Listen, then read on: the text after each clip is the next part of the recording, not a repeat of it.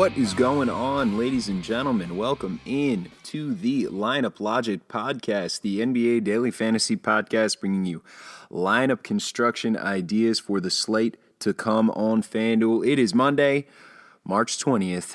I am Sean Kane, your host, and we are back at it again. An eventful weekend, to say the least.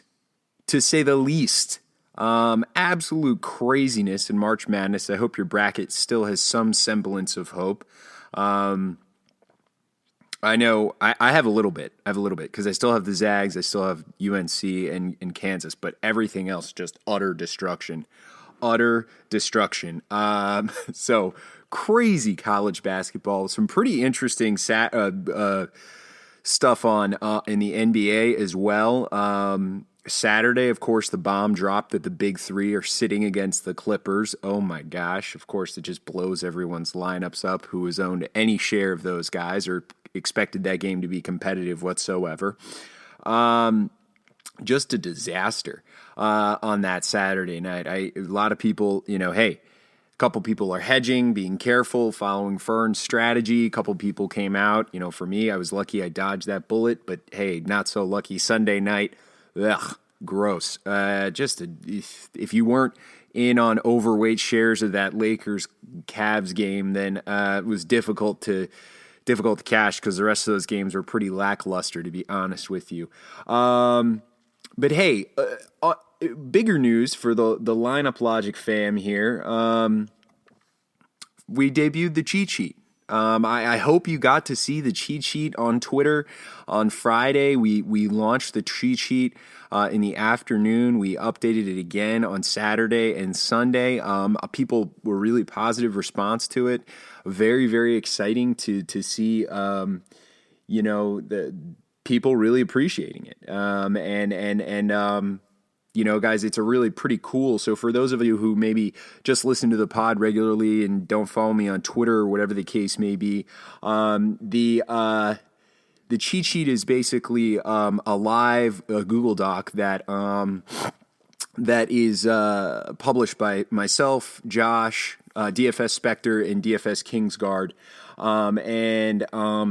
we update it throughout the day with player news, with our favorite plays. It's a really interesting format. We go position by position, and we give our locked-in favorite stud, our favorite grout play, our favorite value option, and then we go with two other little quick things, lottery ticket and honorable mention. The lottery ticket being like a guy, hey, you can take a chance on him. There's a reason to take a chance on him here. Not sure. It's not a perfect cash game play, but a lottery ticket may be a little bit more of a GPP, low ownership. He has a chance to do good work here. And then honorable mention, a guy that you really like, you maybe just can't quite fit in there.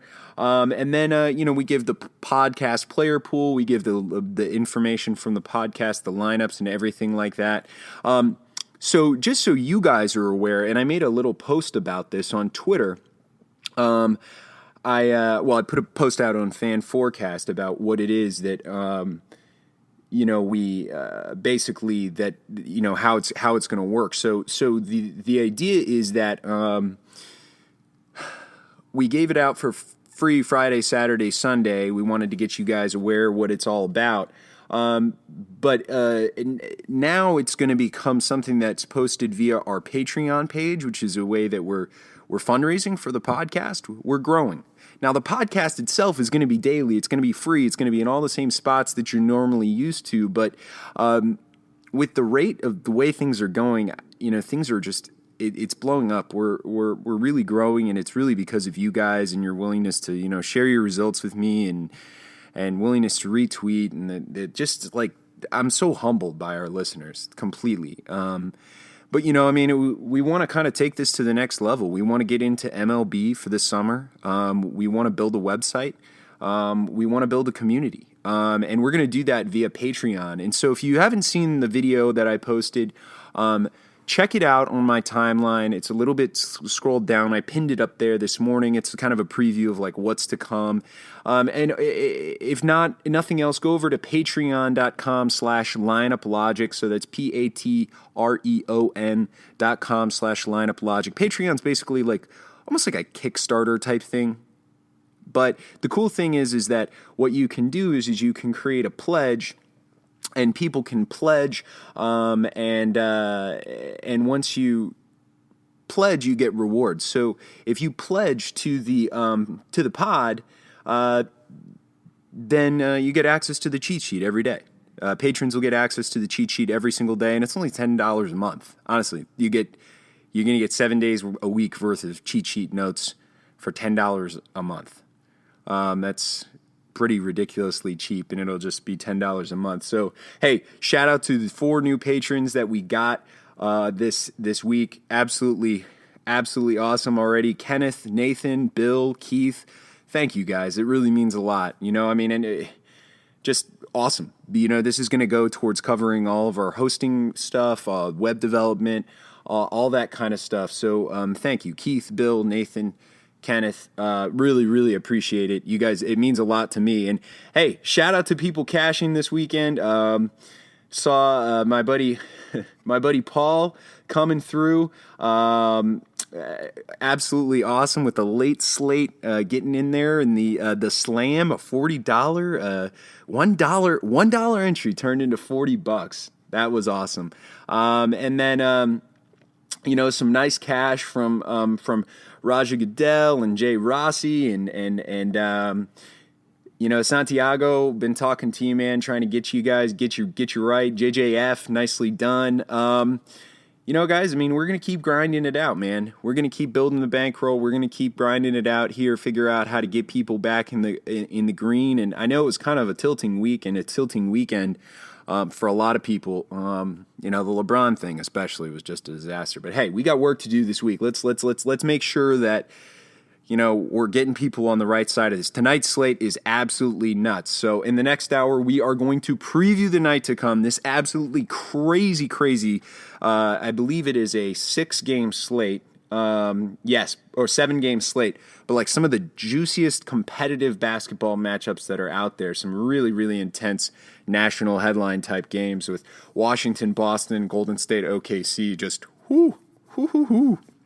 And then Denver, Houston is like, the side dish there, which is ridiculous. Again, we get that rematch. Absolutely awesome night for NBA. So we are going to break that down. We'll talk spreads, we'll talk injury news, and then we'll talk a breakdown of players to target on the slate. But before we do that, let's recap the previous day's lineup. One of these nights. Okay, so Friday's lineup went pretty well. Wasn't too upset with that. Came away with some cash on the Friday lineup. Josh and I broke this down. We ended up going with Tyler Ulis and Elfrid Payton. And man, gosh, they got off to such good starts. They both have Payton had 30 points at the half, and then just didn't do anything in the second half. But man, love that. Stack that matchup against those two guys there. Giannis and got on Avery Bradley with the Isaiah Thomas news. He kind of underperformed, but it was okay. It was either him or Smart, and Smart actually overperformed him, which was a bummer. But anyway, Middleton, a late hammer there, was really nice to have in that LA game. We talked about him, and TJ Warren was excellent as well. So we talked about Middleton and TJ Warren both exceeding, both going for value, 5x at least. TJ Warren going above 5x. Jimmy Butler, I got on Butler just because I had the money. And I thought it was a really nice price. It's just price play. And he went for 45. He just got above 5x, which is really nice. Marquise Chris and Nico Mirotic playing really well. And then, Nerlens Noel got off to a great start. 18 first-half points against Philadelphia. But then, for whatever reason, Dallas gets absolutely destroyed by Philadelphia in the second half, and they couldn't do anything. So Nerlens doesn't even touch the floor after the third quarter, really. But nice, pretty much nailed value right here, coming in at a night that was a little bit crazy for cash lines. Not too high scoring anywhere. But a really nice night at about 3:01, which took me all the way up into doubles. So pretty pleased with that as a cash lineup coming away with a good Friday.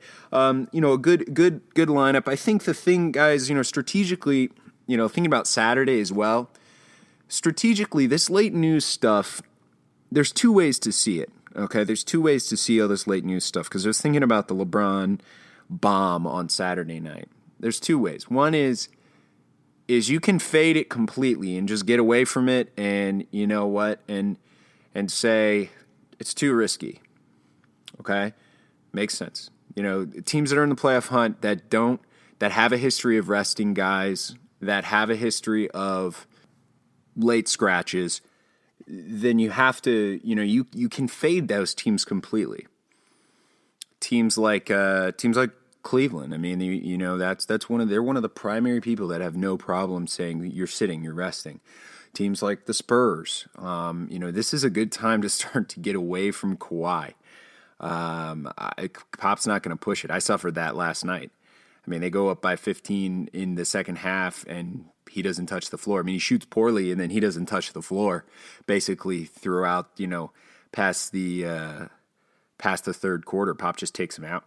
It's fine with it. I mean, so you can fade those guys completely, or you can try, last night was an example of the reverse of it.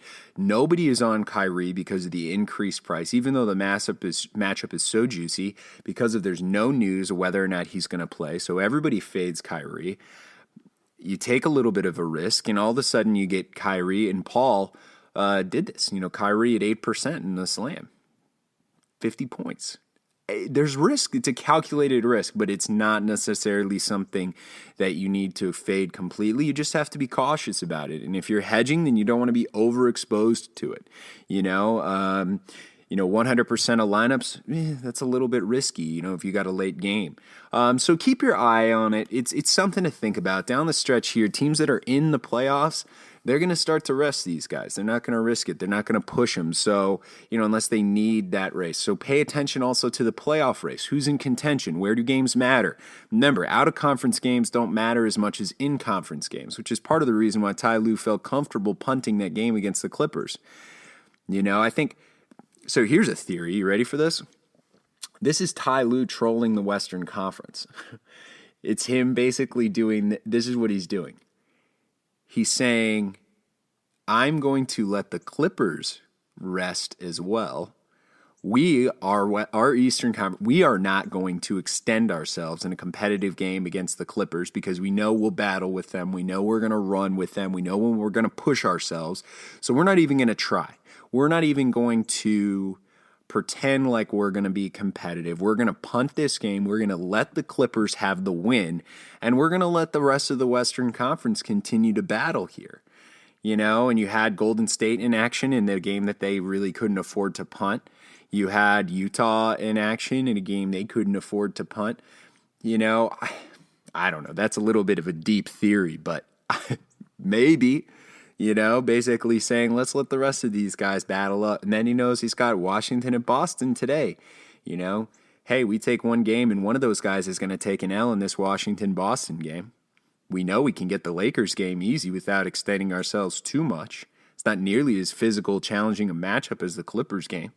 So we rest on the first half of a back-to-back. We go out, we win the Clippers game, and then we let Boston and Washington battle, and one of those guys takes an L and drops further down in the standings. It's a chess match, But right now in that, the middle tier of the Western Conference, for example, that battle between 4, 5, 6, and then even 7, it's heating up, man. Nobody wants to play. You don't want to play the Rockets in the first round. You don't want to play. You don't want to play the Spurs in the first round. So you want to be in that 4-5 spot where you have, right now it's the Clippers and the Jazz, but the Thunder are right there on their heels, and then even the Grizzlies are right there on the heels of the Thunder. So you better believe that those teams are not taking their wins and losses lightly because they want to be in a matchup. They would all rather play each other than they would play the Spurs or the Rockets. And it's something to think about because you can't think, they can't some teams can't afford to punt games. Some teams can afford to start punting games. So anyway, that's the kind of strategic thing we're thinking about with these playoff teams, these studs in whether or not they're in competitive matchups. Tonight, for example, Washington and Boston. Nope, everybody's playing, man. IT is playing. Everybody is going to play. Neither team can afford, not to try to get that 2 seed down the stretch here. So, speaking of that game, let's go ahead and jump into the spreads tonight. All right, first game of the night, Atlanta at Charlotte. 203 total here. Charlotte favored by 5 at home. Interesting that they're favored by 5. Atlanta's playing much better than them. But injury news in this one, Paul Millsap just declared out. Interestingly enough, Paul Millsap out tonight, and as well as Kent Bazemore. So we have two really nice value options who are proven fantasy commodities that are going to be in play here. We have Tim Hardaway Jr. and Ersan Ilyasova both getting the start. So really, really nice options there. On the Charlotte side of the ball, no injuries to consider here. Not really worried about anything on the Charlotte side of the ball. Normal rotation. Really low total in this game compared to some of the other totals on the slate. So not my favorite game, but gosh, you gotta love Hardaway and you gotta love Ersan Ilyasova at those prices that they're at, getting a lot of good minutes against two of the positions that are actually susceptible against Charlotte. The wing and the power forward, two of the spots where you do like to attack Charlotte. So, definitely interested in those guys. Philly at Orlando. This is quietly one of my favorite games on the slate. Two teams that have a pretty good history of producing fantasy value against each other. Philadelphia playing, they're kind of like Brooklyn. Like they bring out the best in fantasy production in people because they don't go away. It's hard to blow them out, really. 214 total here. Orlando favored by 4 or 5 at home.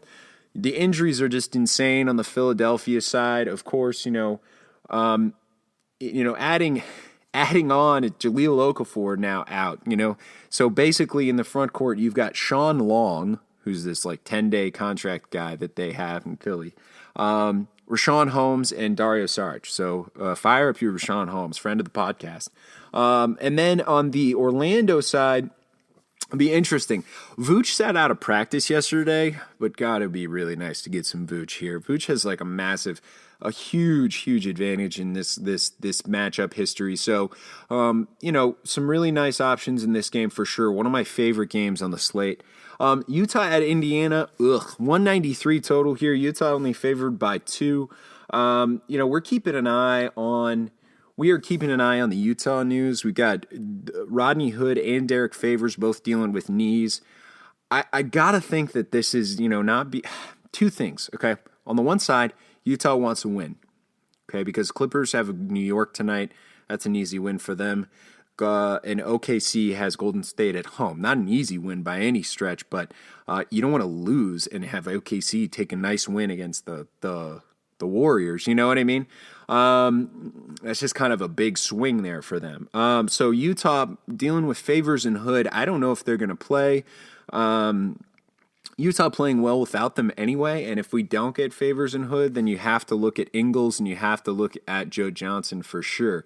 As well as I think Rudy Gobert and George Hill. We're going to talk about George Hill later. Washington at Boston. Whoo-hoo, yeah, let's go. Second place and third place at stake here. Washington, on the heels here. 2 games back from Boston right now. 216 total in this one. This would be the game that sets them just about even. This would be it if Washington can take this one on Boston. Now, the reverse happens. If Boston gets this W, then you have some you have Boston now a real firm lead on Washington, almost 3 full games. So, the Isaiah Thomas he's going to play. He's going to play. It's no question in my mind. He's going to play. He sat out with a sore knee, but I think part of that was that they wanted him fully rested, pretty reasonable schedule over the weekend for Boston. They had Brooklyn, and then they had who was it? Philly. They had Philly. Very reasonable schedule. So that was strategic by them to get Thomas some rest for that sore knee coming into this game where they really need him. On the Washington side, we're keeping an eye on Markieff Morris. Of course, we had the Jason Smith sweepstakes over the weekend, which I missed on Friday, but Saturday he was helpful. He's sick, so we got a game time tag for Markieff in this one. So I wouldn't be surprised if we see him play, though. Denver at Houston, 236 total in this one, a rematch of the Saturday night showdown. Houston favored by 9. Whew, juicy for fantasy purposes. Keeping an eye on Wilson Chandler and Danilo Gallinari here. That would kind of really take away some of that Denver value that we were chasing in Wancho and Will Barton, even though Will Barton totally shit the bed on Saturday night. Thanks a lot, Will. Thanks a lot. Really appreciate it, pal. Went for 1 for 7 from behind the arc. Man, no injuries on the Houston side. So, Houston playing well. Golden State at OKC, 222 total here. Golden State only favored by 1. Hashtag narrative street. It's just this is just I'm rooting for the Thunder now. I don't mind the Warriors. I'm not like a Warriors hater like a lot of people are in the NBA world. I just don't care that much. I think they're talented players who have a desire to win. But I don't know if you guys saw this whole thing about the Warriors front office saying that they felt like it was inappropriate that OKC didn't do a welcome back for Kevin Durant. Who the fuck are you? What? Give me a break. He barely said goodbye. Those fans don't need to sit there and clap for him so he feels welcome. This is competitive. This is basketball, man. They're allowed to say, okay, you left. Fine. Do your thing. We're going to continue to root for our Thunder. Give me a break. The front office gets involved. If KD wants to say that under his breath at a press conference, fine. But the front office doesn't have to say anything. Stay out of it. Who do you think you are? Who are you, God's gift to basketball? Let's go Thunder. Let's go Russ. Thunder up, baby. Seriously. And then the whole thing where they, this is the media stirring the pot too, right? They ask Steph, who do you think should be the MVP? And he says, well, I think it should be James Harden. And then they go right back to Russ and they're like, he said he thinks it should be James Harden. And Russ goes, who is he? He doesn't matter. I don't care. Which is amazing. This is what I love from Russell Westbrook. Russell Westbrook is an animal. This is why people like him, man. Loyalty matters with Russell Westbrook. And, he's a head case, but okay. New York at LA. Okay, Clippers should have a nice, easy win here. LA, the Clippers favored by 10. Maybe Carmelo's going to be condo shopping out there. I hope Carmelo goes to the Clippers next year, man. Come on, give it one more year. Just get Carmelo out there on a 1-year deal. Get him out there. Get him a couple bucks to play alongside CP3. One more shot for the Clippers here because it's kind of not working. They're not gonna go to the Western Conference Finals this year. But anyway, that would be fun, right? Maybe Carmelo's shopping out there. But anyway, you got a 217 total here. Like I said, Clippers favored by 10. Kristaps may be out in this one. You got to kind of hope he plays. It helps the fantasy value on both sides if he does play.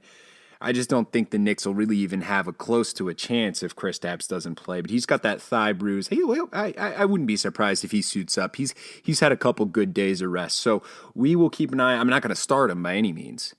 But I think what it affects is whether or not you're interested in Blake, whether or not you're interested in DeAndre and Chris Paul, because then you got to think about blowout factor. And Chris Paul is definitely someone that Doc keeps an eye on for minutes because they're just so deep at point guard. They can run Rivers or Felton or whatever out there and feel comfortable with the rest of their offense. They really are. Blake and DeAndre can handle a couple minutes with those guys and play well. They don't have to push Chris Paul, who's, on the wrong side of 30. So that's what we got, man. Some really competitive, juicy games. I think that the obvious ones are obviously Houston, Denver, massive pace, massive total. You want some shares of that. Golden State, OKC, massively competitive, going to come down to the wire. But, I also really like the late game, the Clippers and New York game, and I really, really actually like the Philadelphia Orlando game. There's a lot of value there. There's a lot of really good matchups, so this is a really great slate. Really, really interesting. Lineup construction is just going to be so not challenging, but interesting today for sure. Really, really interesting. Okay, so let's go on to the player breakdown because we got a lot to talk about. So let's figure out who we love tonight. Who do you love? All right. Well, we're going to sort through the studs here, and there are a lot of studs on this slate, to be honest with you. It's really, really, really deep. As far as 10K plus players who are in good spots, or 8-5 or whatever you want to, Josh and I, Josh jokes with me sometimes. He's like, what qualifies as a stud? And it's just kind of like expensive guys, Josh. I don't know. I've changed the rules a lot, right? So studs at the top here at point guard, it's really deep. Okay, Russ, Steph, John Wall, Chris Paul, Isaiah Thomas, all in play. 5 high-quality point guards in tough matchups that are competitive games where they should be able to play well and get full minutes and full usage. So you like all of that, right? It really, really deep. But I think you have to consider Russell Westbrook. Even though he is 13-4, this is a crazy, crazy price. Here's why. Their implied team total for 109, one of the higher ones on the slate, highest pace game on the slate, or one of the higher pace games on the slate. He's averaged 62 fantasy points in the last 5 games, and he averages 61 at home. He's +6 in his home road splits. Okay? The Thunder are on a 5-game winning streak right now. They're moving up. They're chasing the Clippers. They're only a couple games out from that 5 spot. All right? The price is restrictive. But I think that here's what we have to think about with Russ, okay? First of all, we know he has another level, right? We know that their team defense in Golden State is very good, but we know he has another level. He's averaged 56 points against Golden State in 3 games. Kevin Durant in each of those. The team defense for the Warriors is not the same without Kevin Durant.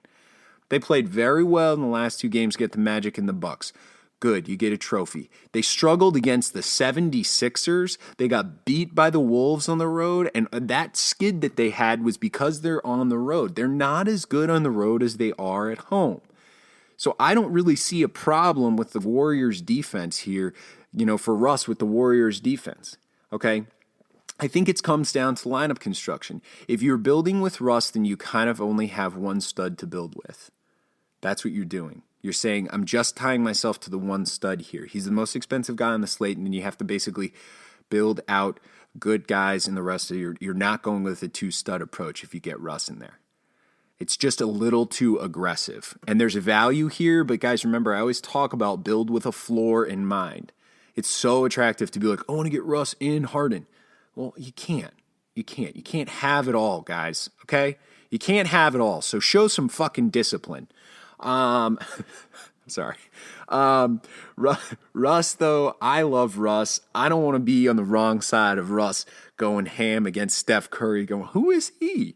So I'm into it. Let's thunder up, baby. I don't know.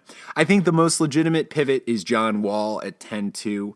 And Chris Paul and Isaiah Thomas are priced extremely well. They just haven't really flashed ceiling lately.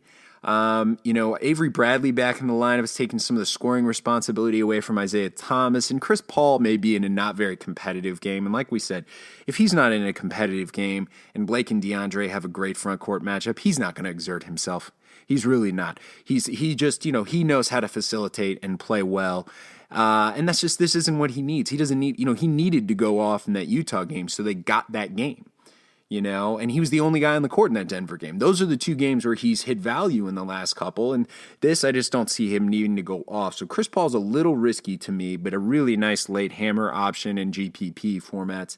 But John Wall at 10-5, I believe it is, he's going to Boston. He has had a pretty good history against them this year.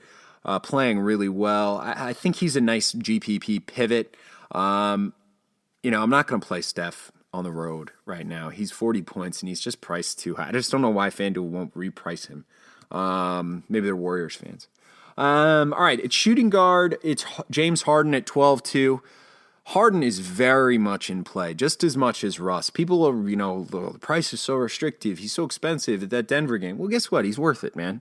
He's worth it. He's James Harden. He's back in good form. I have no problem with him. I think it comes down to the way you build your lineups. I think that there's two things that you have to do here. I think you have to try to build your lineup once with Russ, and you have to try to build your lineup once with Harden. Now, I think that they're both in the same boat. You don't start two of them. You start one of them. But you do have a little bit more flexibility with Harden because you have $1,200 in salary relief. I don't know. I heard some whispers on Twitter the other day that there's a rest concern for Harden. Some guys were talking, and I thought that was a good take. It was interesting because they were right. They're locked into that 3 seed. It's absolutely legitimate that we may see some reduced usage for James Harden. But I looked into it. Okay, a couple of things. One is it's not his style. They've asked him about it in January. He said, do you rest? Do you want to rest down the stretch? He said, no, I'm 27 years old. I'm living the dream. I'm healthy. If I'm healthy, I'm going to play. It's about leadership. It's about chemistry with my team. Oh, that's reassuring. D'Antoni has also been asked about it. D'Antoni said publicly that he thinks that the resting stars issue is a thing. It hurts the game. I think between D'Antoni and Harden, they're going to say, no, we don't need to rest. We're okay. He hasn't gotten less than 36 minutes in the last 5 games. The question is does he outscore Russ? Oh. Does he hit a higher point per dollar value than Russell Westbrook? At 12-2, he needs 62 points to hit value. 62 points to hit value. Okay, very, very feasible number for James Harden against Denver, no question. And at 13-4, Russ needs 67 points to hit value. It's a 5-point swing. So if you're saying they both have a 60-point floor, who do you prefer? I don't have a problem with either of them, to be completely honest with you. And honestly, Denver's defense is not as good as Golden State's defense. I just love Russ at home, so it's kind of personal preference. It's who, it's going to come down to gut. I got to be honest, or it's going to come down to lineup construction. If you build your lineup around Russ and you like, if you like it, then stick with it. If you build your lineup around Harden and you like it, then stick with it. Okay. So I don't know. That's what it is. I think the pivot, it's down to Beal, Bradley Beal. He's going to go overlooked and under-owned. He's got a great matchup history against Boston, but a lot of those matchups were with no Avery Bradley. Against Avery Bradley, it's a tougher matchup. It's a much tougher matchup, and Bradley's defense is there right now. And you better believe he's going to stick with Bradley Beal like an animal. That price is just kind of a little bit too much for Brad Beal right now. I prefer Brad Beal in the 7s, and 8-1 is a big price tag for a guy who's going to get Avery Bradley defense in his shorts. All right, small forward, it's Carmelo. 7-9. He's a GPP only play for me, guys. He's going to come low owned, which is nice. He's just overpriced, and it's not a great matchup. Yes, you attack the Clippers at the small forward. Yes, Carmelo has decent matchup history with the Clippers, but he's not exerting himself right now. The Knicks are just terrible. He has nothing to fight for, and his price is too high. I just don't really see a reason to pay for Carmelo in this situation. There's a lot of good options in this price range. We talk about relative cost value. If you're paying 7-9, go get Dario Saric. Go get Rudy Gobert. Excellent matchups, excellent usage, way more consistent. If you're paying that much, get go up to even a Chris Paul. I'd much rather have Chris Paul on the other side of the ball than Carmelo right now. It could work out for you. But I think it's GPP only, and I think it's a little bit risky. I think it's maybe part of like a balanced lineup approach that's a kind of a low owned where you're fading Russ and Harden, and you're trying to get a bunch of other guys who could, in the 8Ks, which I don't love tonight. I do prefer a single stud approach, but I don't think you need him. I'm going to be honest with you. I'm not paying for Carmelo tonight. At power forward, it's Nikola Jokic at 10-5. We need to talk about what happened on Saturday night. Okay, Jokic is in like a dream spot. No Gallo, no Wilson Chandler, at home, priced well, worst center defense in the league, highest total on the slate. Give me all the Jokic. 2 fouls in the first 5 minutes of the first quarter. Gets back into the second quarter with 8 minutes to go. Foul. 4 minutes left in the second quarter. Goes second half. Fine, he's not going to play anymore in the first half. God, he's got 13 fantasy points going into halftime? Mason Plumlee's got 20. Ugh. Okay, fine. Goes into the fourth foul, 5 minutes into the second quarter. He scores 4 fantasy points, and then he goes back to the bench. They put him back in at the top of the fourth quarter. 5th foul. Sits down until the 4th minute. Comes in with the last 4 minutes to go, scores 12 fantasy points in 4 minutes. He only played 27 minutes, guys. He was supposed to play at least, and they were all abbreviated minutes. There was no quality run. They had kept taking him out because of the foul trouble. So it was a real problem. So don't look at that matchup history and go, he didn't play well against them. He didn't play well because he kept getting in foul trouble. You got to believe that they're going to figure out how to try to keep him out of foul trouble, try to get this win here. Joker's in a great spot, okay? Let's not get it twisted, okay? And here's the even better news. Just looked at my phone. Danilo Gallinari, ruled out Monday. Wilson Chandler, ruled out Monday. Here's the bad news. My sister-in-law, who knows nothing about basketball, is in first place in the family March Madness bracket. What the hell? How does that happen? God. And by the way, your sister-in-law is in first place too. The girl who has no idea what she's doing. She's in first place as well. Anyway. It's unbelievable, dude. Anyway, so we go back to the Joker. No question. He's going to have the second worst defensive center on the slate. He should be able to stay on the floor the whole time. Competitive game. 236-point total. They're going to need full minutes from him. No Gallo, no Chandler.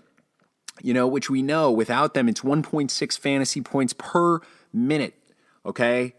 That's unbelievable. It's a massive plus matchup here. 50 is not out of the question.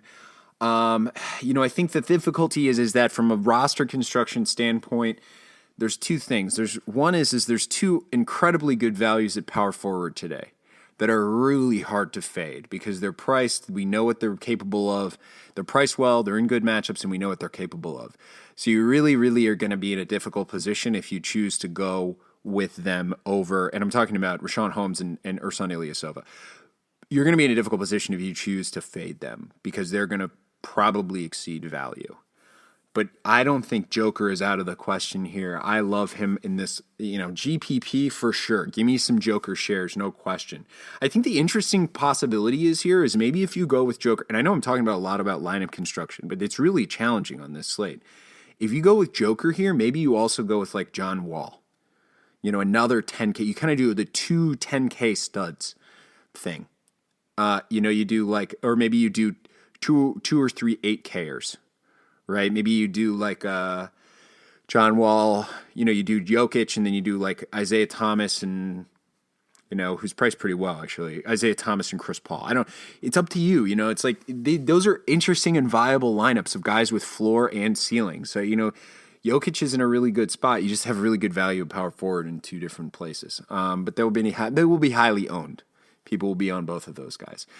So it's interesting. I think that we have to think about a guy who's going to get the team that allows the highest points and rebounds to centers on the slate, who we know has 50 to 60 point upside, no question. All right, going down to center though, we're talking about 50 point upside. We're talking about the Vooch Monster. Vooch Monster is I know it's not a very catchy nickname, but I think it works really well. He's a double-double machine. He's getting the worst center defense in the league. Give me that. Vooch, he had 18 and 18 against Phoenix last game, 40-plus points. Allen Williams, he's actually respectable physically, compared to the Philly. The problem here is actually that Rashawn Holmes will be starting.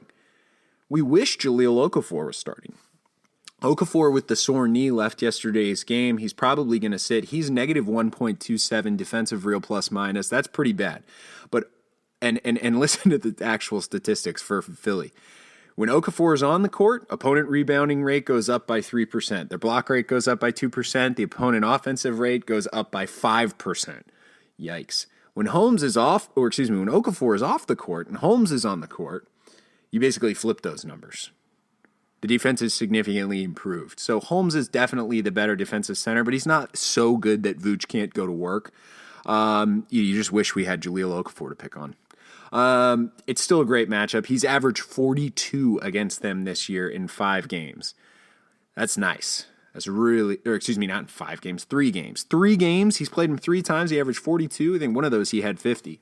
Vooch is in a great spot. But that price point, that $7K price point, save some money to pay for your center tonight because they're nice. There's some really nice ones there. All right, point guard, Dennis Schroeder, baby. 7-2. We're in the mid-tier now. Fantasy Grout, filling in around the studs. Dennis Schroeder at 7-2, not in a bad option here. Schroeder has been struggling lately, but he's gotten over 30 minutes in the last couple. He hasn't gotten over 30 fantasy points in the last couple games. We know the minutes are there. No Bazemore, no Millsap in the lineup makes this a little bit more interesting. He's going to be over 1.1 fantasy points per minute. Okay, I'm not scared of Kemba's point guard defense. It's not a thing. Charlotte allows tons of peripherals to the guards. They allow the three-pointer. He doesn't have a perfect matchup history with them. He's only scored 21 in 2 matchups here, but you still like his lower ownership. And we know that Schroeder comes with 40-point upside. The problem is the pace and the total of this one is pretty low. I prefer Schroeder in a pace-up game where he gets to kind of run and push the floor in transition. That's when he really kind of gets sneaky and he slides in there to the rim. So, he's not perfect, but he will come with lower ownership. I guarantee he'll only be owned at about 15, 16% tonight, especially with Elf right there. Elf at 7-3 in Philadelphia. It's a really nice matchup as well. And Elf, I think Elf has good matchup history with Orlando as well, or with Philly. Not quite the same as Vooch, but we know we got a guy who, again, at that price point has 40-point upside. And those are... I'm always interested. Here's one way I think about pricing of players. I'm always interested in a 5K player who can go for 30, a 6K player who I know can exceed 35, and a 7K player who I know can go for 40. Right? I mean, I know that seems simple, but that's what you have in Schroeder and Alfred Payton. And Payton is really interesting as well. Doesn't have a great matchup history with the 76ers. Has put up a couple duds, but he's been playing extremely well. He's been stuff in the stat sheet, as Fern would say, stuff in the stat sheet and stacking the studs, as Fern would say. So I don't mind Elf. I don't mind Elf here in this spot. And I don't mind Schroeder. They're not my favorite. I don't think you force them in at all. But if they fall to you and you're like, I like the rest of my lineup, well, take one of them. Why not? The other one, though, is George Hill at 6-1. I think he has the same range of outcomes as these guys, to be completely honest with you, the way he's playing. We got no Derek Favors tonight, so we're probably going to get, and we might have no Rodney Hood. I don't see why they force Rodney Hood out there with the fragility of that knee, but I don't know. We'll see. George Hill has this amazing homecoming narrative, though. He's an Indianapolis native. He's back home in Indiana. He had 45 against them earlier this year. That's 9x. Yikes. Hill's takeover mode. He has this takeover mode. He has a mode where he's like, oh, I don't care. And then he has a mode where he's like, okay, I'm a good NBA point guard and I can go ham. He did in the first half against Chicago, and then he didn't do anything after in the second half, I was like, oh, George Hill, yes. Didn't do anything in the second half. I had 2 point guards who went bananas in the first half this weekend and then didn't do anything in the second half. Elf on Friday and Hill on Saturday. Ugh. Teague is not an elite point guard defender, I have to be honest with you. Given his price and his upside, I think George Hill comes to 5x, no problem in this matchup. And it's just nice to have a 6K player on this slate that you really, really can trust to get you 30 points in this spot. He's got a 26% usage rate and 0.97 fantasy points per minute with no hood or favors on the floor. 30 minutes, 30 points, guys. I mean, there it is, right? 5x seems super reasonable, and you add the upside of the narrative factor.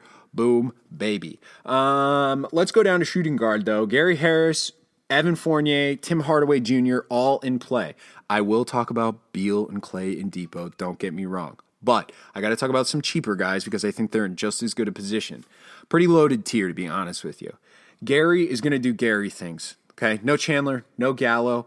We actually open up Will Barton as well now that we have no Chandler and no Gallo. Wow, I just didn't even realize that. That was amazing. I just came to that conclusion myself. 5'8", Will Barton, price drop. Don't worry, Will Barton still got it, bro. Although Trevor Ariza may be a problem for him, which is part of the reason why he struggled. But he didn't hit threes. He took 7 or 8 threes. He only hit one of them. You know? Anyway, Gary's going to do Gary things, though, at 6K. You know what he's going to do. He's going to do 15, 5, and 5. Boom. 5X there. Pace up at Houston. It doesn't change. It doesn't change anything for him.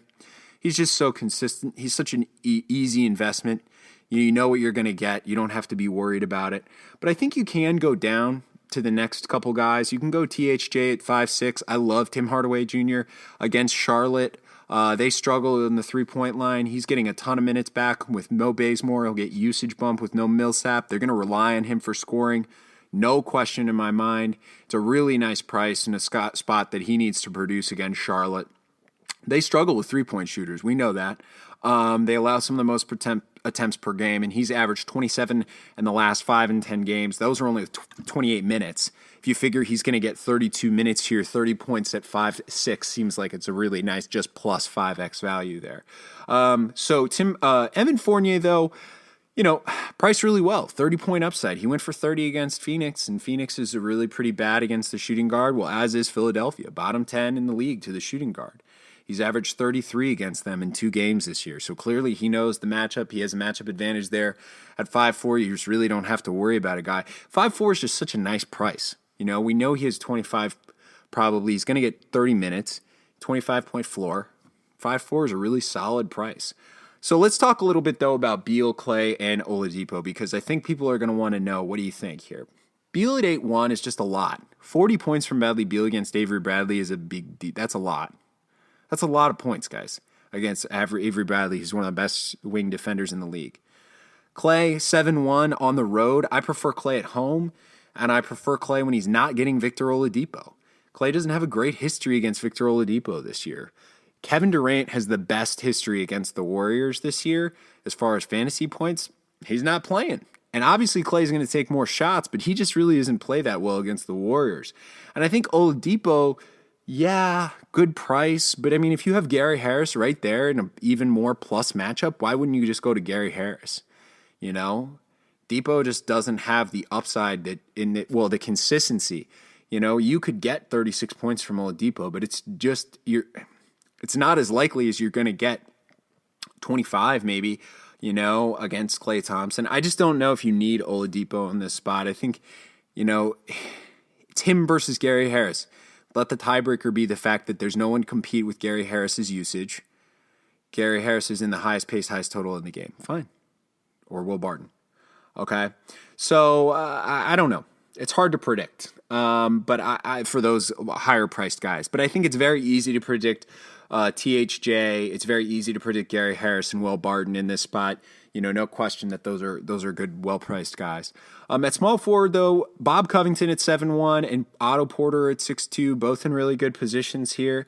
You know, Bob's been in action lately, full tilt, because you know, they're so thin in Philadelphia. He's playing well. He's going to get full minutes. He's averaging 0.9 Fanduel points per minute without Okafor on the court. He's averaged 32 in the last 5 games. He has a 25-point floor with those minutes, guys. He does it all. 35-point upside. I don't know if he's my favorite use of 7K on the slate, to be honest with you. I'd almost rather figure out a way to, you know, like I said, get that center in there that give me some Rudy Gobert, DeAndre Jordan, maybe Vooch. That's kind of where I want to put that money. So I'm not sure. But, he is in a good spot. He definitely is in a good spot to do 5x for you against Orlando, who really isn't much of, they don't really defend shooting guards all that well, or excuse me, small forwards all that well. Otto Porter, though, at 6'2", is a really interesting option, just in a really good price point for Otto Porter. Plenty of run tonight against the Celtics. He hasn't been doing a ton lately, but he did hit 33, which is where you want him. He did hit 33 against Dallas the other night. We know he's going to get 36 minutes. We know he has a ton of upside. He has 36 point upside, no question. He's averaged 39 against the Celtics this year in 3 games. So clearly there's something about Porter's matchup with the Celtics that he likes. And we know that Beal is going to get Bradley. That means just Porter's going to get, unless of course they go, okay, here's an interesting thought, right? It's Thomas on Wall, Smart on Beal, Bradley on Porter. But I would think that they want to lock down Beal. I don't know, maybe they'll run a couple switches. He's priced well. I think that's the thing you like about Porter in this spot is he's priced well, and there's not a ton that you love at small forward in this price tier. So, I'm not worried about Boston as a matchup. Also, by the way, from a DVP perspective, they're dead middle. They're just like Charlotte. They're just like the Clippers. They're just like the Blazers. It's not really anything to be scared of necessarily. I just think it's nice exposure to this game. If you want exposure to what is a really competitive game, someone who's a starter who's going to get tons of minutes, who has upside, Otto Porter is your guy. He does have that. Now, it's very possible that Otto Porter goes for 24. It's very possible. That's his range of outcomes is basically 24 to 36, which is fine. Good floor. But, do you want to pay 6.2 for a floor like that? I don't know. I don't know. So, I think the pivot options are pretty thin, though, in the middle here. You can go down to that kind of 5K range where you've got Iggy and Ariza. You can go all the way down to some of the value guys, which I prefer. I just don't know. We'll keep an eye on it. So, at power forward, get some really interesting options here, though. Okay, so obviously Draymond is in a good spot because he just extra usage, competitive game. But Draymond does not have a good history against the Thunder. Only 33 points in 2 games this year. I don't necessarily his range of outcomes is anywhere between 30 and 60 points these days. He's going to get full minutes. It's going to be a competitive game. It's just a question of what he's going to do with them. I personally, for that money, for that 8K, go down to Super Dario. He's the GOAT. Friend of the podcast, Super Dario. We know this. Tons of minutes, no Okafor, high scoring, highest usage player on the court for the 76ers. He can easily go for 40 against this team. They're bottom 10 in DVP to the position. They allowed 62 points to the power forward in the last 2 games. Marquise Chris had 30 against them. Come on now. All right, he had 41 against Orlando in 27 minutes. He's had 45 twice in the last 5 games against Golden State, no less. He's very good at basketball. So, you compare that spending to a guy like Blake or Draymond, yeah, you have the name value, but there's the upside of consistency with Dario is just so there. I love him. He's just a safer cash option. He's the number 1 option on the 76ers. So, I love it. He's a great cash option here at 7.9. I think you can go down to Aaron Gordon too. He's pretty much the next best thing that I like in power forward. I don't love the next tier of power forwards. I'd rather go down value. Either in that 8K range or you're down in the value range. So I continue to see him. He's reasonably priced. We know Philadelphia doesn't rebound. We're not going to have, a lot of problems with that. But I don't necessarily see any need for him when you're going to have guys like Rashawn Holmes and Ersan Ilyasova, just $1,000 less with the same range of outcomes, more or less, 25 point plus upside. So I don't know. Gordon's fine, but I don't think I'm going to force him in there. I don't think you have to have him. Okay, at center, we got 2 really nice options down here. Rudy Gobert at 7.9 and DeAndre at 7.6. I realize that that's not exactly value,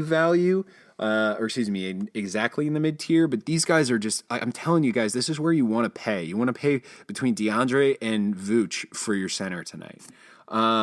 and because they all have really safe floors, excellent matchups, and really really nice possible outcomes. So anyway, let's look at this.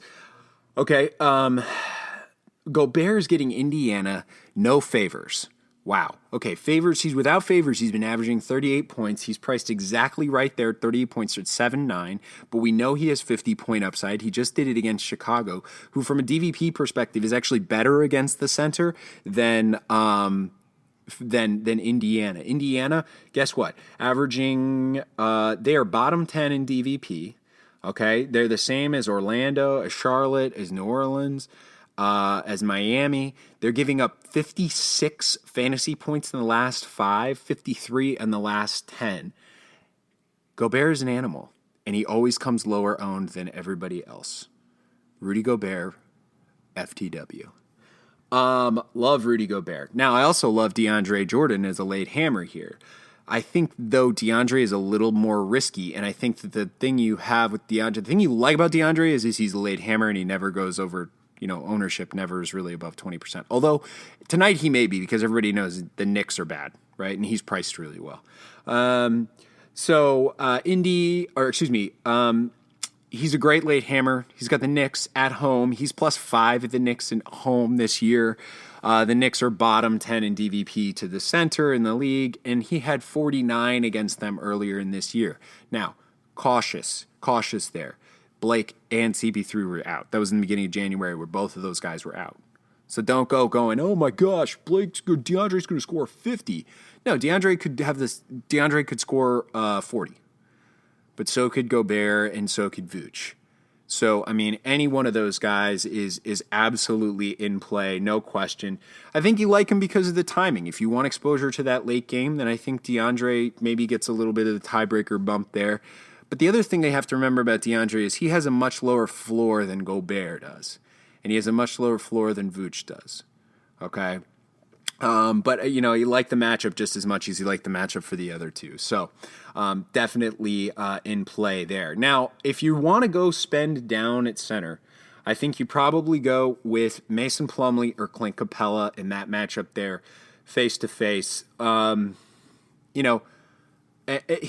It's just they're priced well. Their production and their minutes are really safe.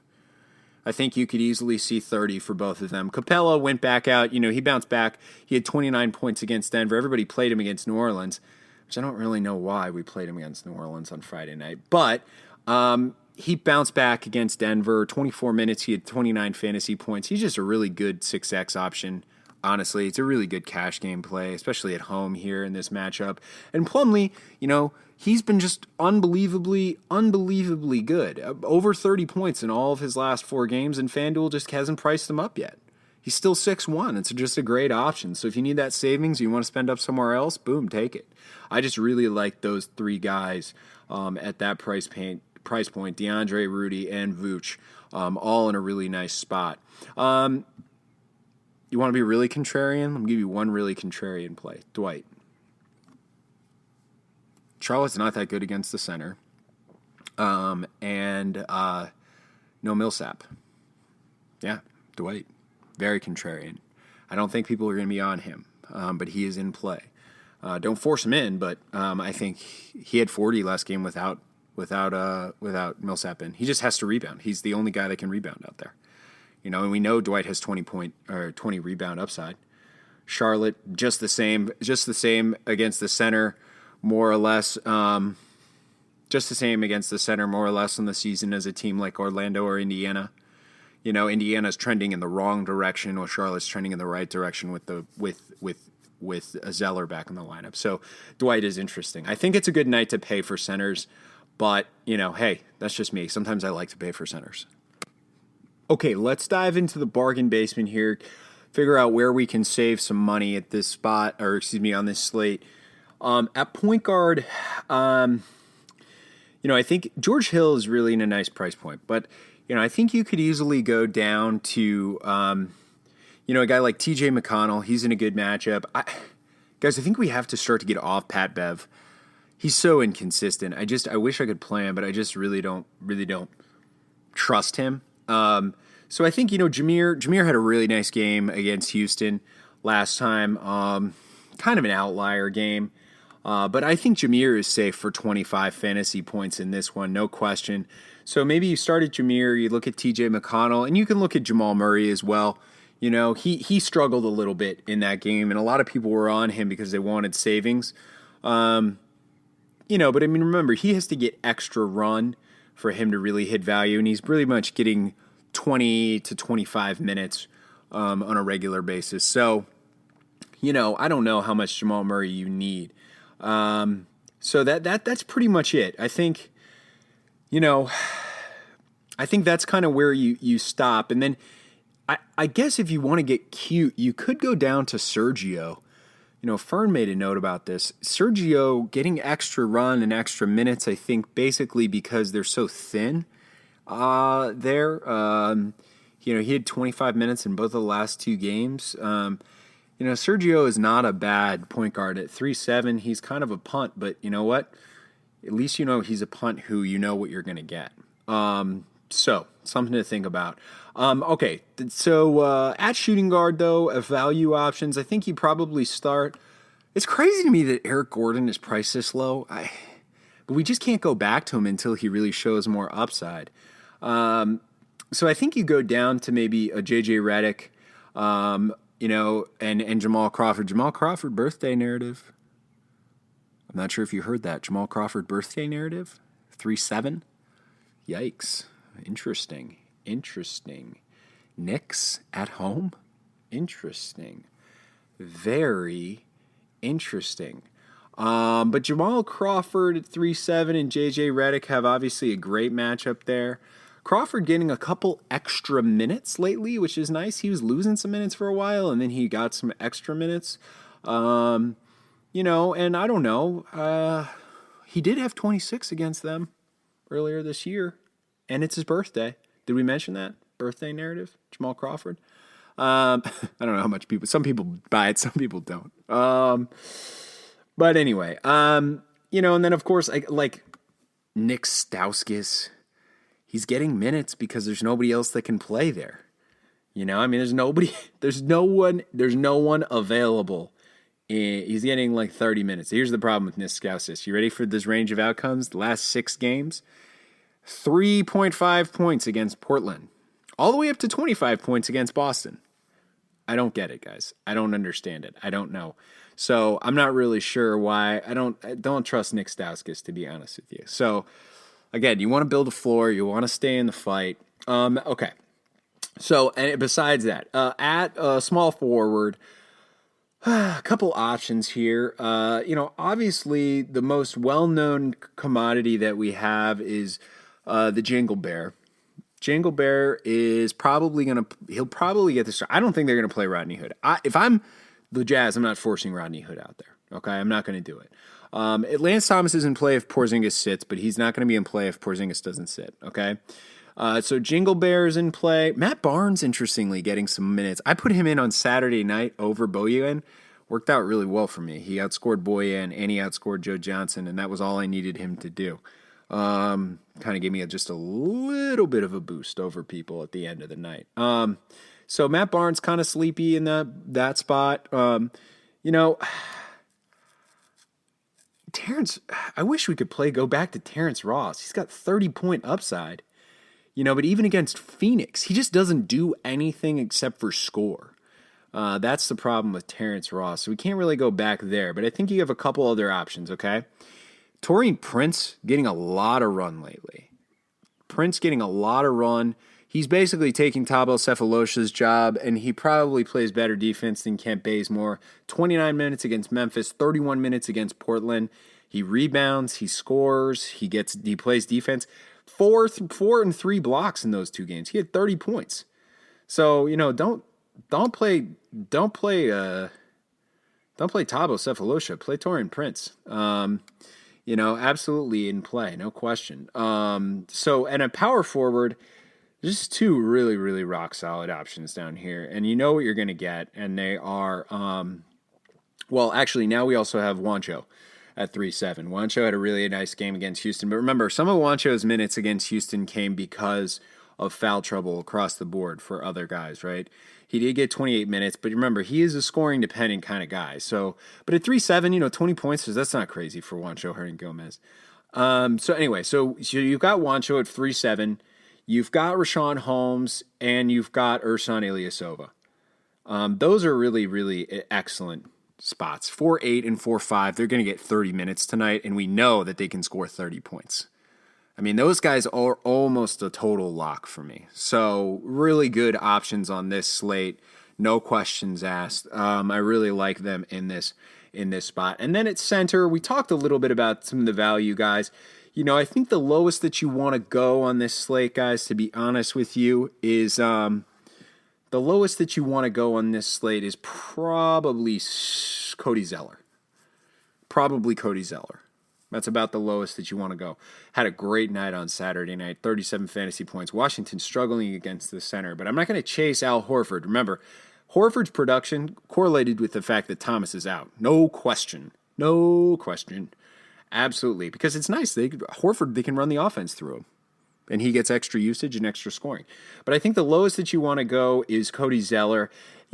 Steven Adams is a GPP dart. I don't think you can attack Golden State in the front court. He gets all the minutes. But, you could just get Clint Capella and you know exactly what he's going to do. 25 to 30 points. I think he's in a good spot as well. So that's where we're at for values at center. I don't really want to go down to a lot of these other guys. I don't really see a lot of minutes for any of them. Maybe Sean Long.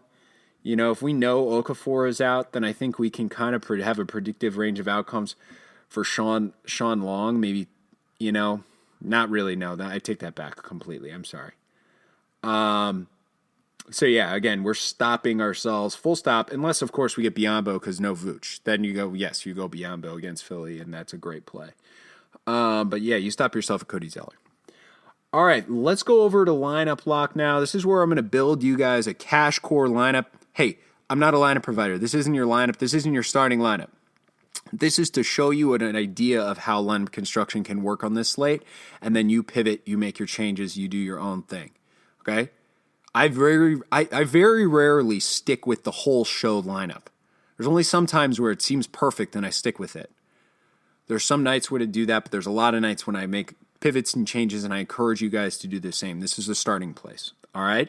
So let's take a look at lineup lock. Okay, so I told you guys that I have a couple different ideas for ways that we're going to do this. And this is going to be the Russell Westbrook lineup, okay? This is going to be the Russell Westbrook lineup. So we're going to start with Westy. I'm also going to lock in Tim Hardaway Jr.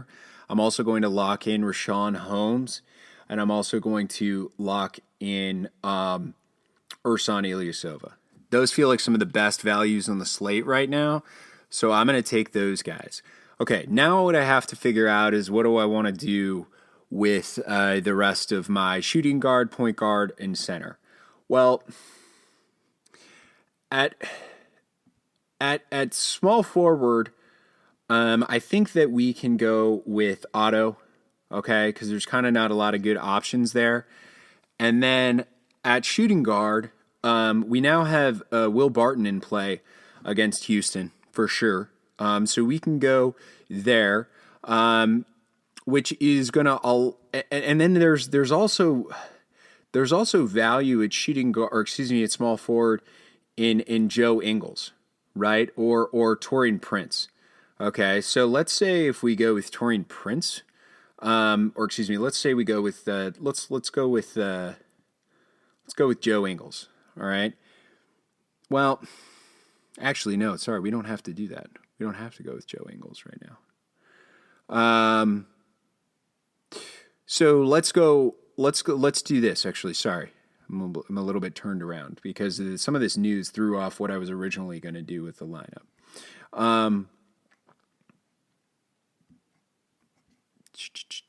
Give me one quick, hot second, please.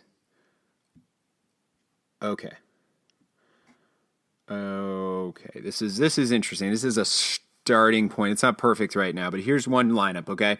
George Hill, Russell Westbrook, Tim Hardaway, Will Barton, Taurean Prince, Joe Ingles, Dario, Rashawn Holmes, Nikola Vucevic. Okay. Now, the other thing, like I said, you can get Dario out of there and you can go down to Ersan Ilyasova, and then you could spend up at point guard or you could spend up at small forward. There's a lot of value opening up here. Now, if you take all the value, basically, then you have maybe an opportunity where you could get, Russ and another. I don't think you could go with another 10K stud, but like another 8K stud at point guard, maybe one of these Isaiah Thomas or Chris Paul if you wanted to. But Vooch is actually one of my favorite 8K plays on the slate right now. But let's try and do a quick lineup with Harden over Westy, and we'll see where we end up with this one. So this is pretty sexy as well and a really solid option. You end up with George Hill. You can get Chris Paul in there, Tim Hardaway Jr., James Harden, Otto Porter, Joe Ingles, Ersan Ilyasova, Rashawn Holmes, and Vooch. And that's really nice too. Having access to Chris Paul as a late hammer there is in a really, really, really, really good spot. It's seeming like small forward is definitely the place to pay down here on this slate. And there's just so much good value at power forward that it's going to allow you to pay up at point guard, which, there's depth at point guard. So you can definitely pay up for some of that depth at point guard. I think you have to be careful about which one you like the most. And I don't know beyond Westbrook how much I like, I think if we try to figure out who has the best range of outcomes. I mean, Kemba has a great matchup against Schroeder. I don't mind Kemba's matchup there at all. I think you just have to be careful because Kemba really hasn't shown a lot of flash since they're out of the playoff hunt. He just really isn't playing very well. He's not being nearly as aggressive as he was when he thought maybe they could snag an 8 seed. 25 and 12 points in the last 2 games. He's just not. He was on that tear when they had that early March tear when they had an opportunity to get in there.